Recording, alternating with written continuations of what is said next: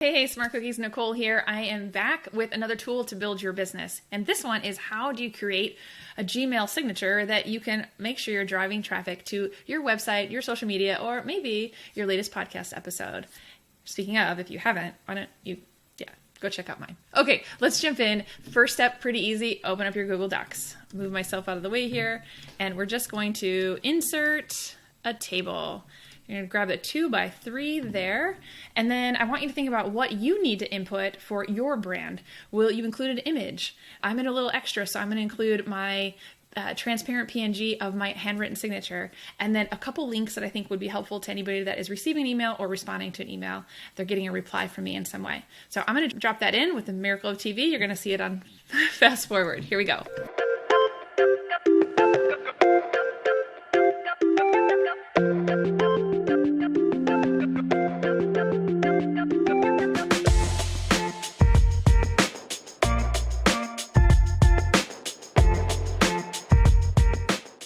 Okay, there we have it. I have everything that I want for my brand currently. I didn't put in my title or phone. I don't know that I'll do either one of those, but there you have it. Now, the next thing is I want you to hold down the Shift key and make that table disappear. We want to keep the formatting, but we certainly don't need to see this table anymore. So let's get it lined up just how you want it, and then hold that Shift key down and go get rid of all those lines. Copy and paste it all and bring it over to your settings in your Gmail inbox. See all settings.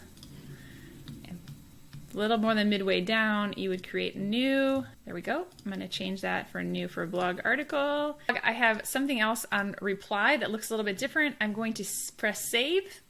We're going to refresh the whole screen actually first. And then I'll hit compose, and here is my new signature example. It looks good. This is lined up nicely. All of these things are working just fine. I would come back, of course, and fix the title and phone number. Here's the thing, though. If there's anything that you needed to tinker around it and fix, you got to go back to that Google document, fix it there, and then bring it back in, and you can update. You don't have to create a new one. You could just update it for the old one. Let me know if that's helpful. See you again soon.